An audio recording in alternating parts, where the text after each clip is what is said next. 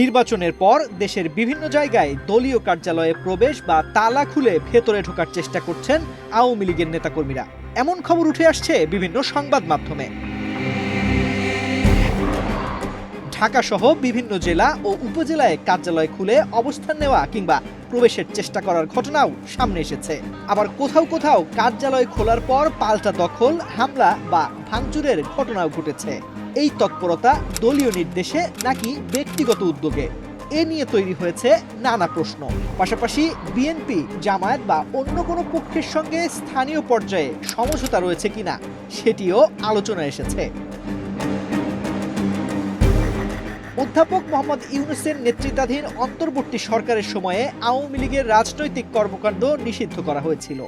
সেই নিষেধাজ্ঞার কারণে দলটি নির্বাচনে অংশ নিতে পারেনি। তবে নির্বাচন শেষ হওয়ার পরপরই বিভিন্ন এলাকায় নেতাকর্মীদের দলীয় কার্যালয়ে যাওয়ার প্রবণতা দৃশ্যমান হয়েছে।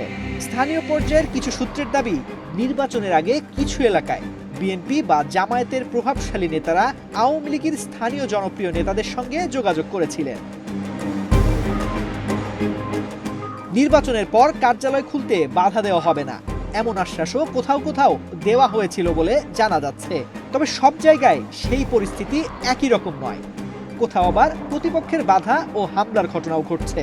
নির্বাচনের পরদিনই পঞ্চগড়ে আওয়ামী লীগের একটি কার্যালয়ের তালা খোলার ভিডিও সামাজিক মাধ্যমে আলোচনায় আসে। পরে চাঁদপুর, ঠাকুরগাঁও, সাতক্ষীরা, বরগুনা, পটুয়াখালী সহ আরও কয়েকটি এলাকায় কার্যালয় খোলা, পরিষ্কার পরিচ্ছন্ন করা এবং স্লোগান দেওয়ার খবর প্রকাশিত হয়েছে। আবার কিছু জায়গায় কার্যালয় খোলার পর প্রতিপক্ষের বিক্ষোভ বা ভাঙচুরের ঘটনাও ঘটেছে। শেখ হাসিনা সরকারের পতনের পর ঢাকা সহ সারা দেশে আওয়ামী লীগ ও এর অঙ্গ সংগঠনের বহু কার্যালয়ে হামলা, ভাঙচুর ও অগ্নিসংযোগের ঘটনা ঘটে। কেন্দ্রীয় কার্যালয় সহ বেশ কয়েকটি গুরুত্বপূর্ণ ভবন পরিত্যক্ত অবস্থায় ছিল দীর্ঘদিন। নির্বাচনের পর কিছু নেতাকর্মীরা সেখানে গিয়ে অবস্থান নেওয়ার ঘটনাও সামনে এসেছে। রাজনৈতিক বিশ্লেষকদের মতে এই তৎপরতা নির্বাচনের পর রাজনৈতিক বাস্তবতার পরিবর্তনের ইঙ্গিত হতে পারে।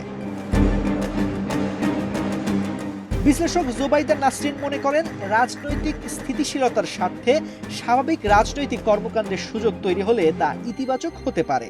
অন্যদিকে আরেকটি বিশ্লেষকের মতে, নির্বাচিত সরকার আসার পর আওয়ামী লীগের রাজনৈতিক কার্যক্রম পুনরায় শুরু হওয়ার একটি প্রক্রিয়া হয়তো কার্যালয় খোলার মধ্য দিয়ে শুরু হয়েছে।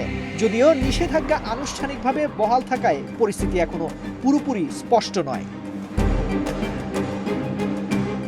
সব মিলিয়ে প্রশ্ন এখন একটাই, দলীয় কার্যালয়ে ফিরে যাওয়ার এই তৎপরতা কি রাজনৈতিক প্রত্যাবর্তনের সূচনা, নাকি এটি কেবল বিচ্ছিন্ন উদ্যোগ? পরিস্থিতির পরবর্তী গতি প্রকৃতি তার উত্তর দেবে।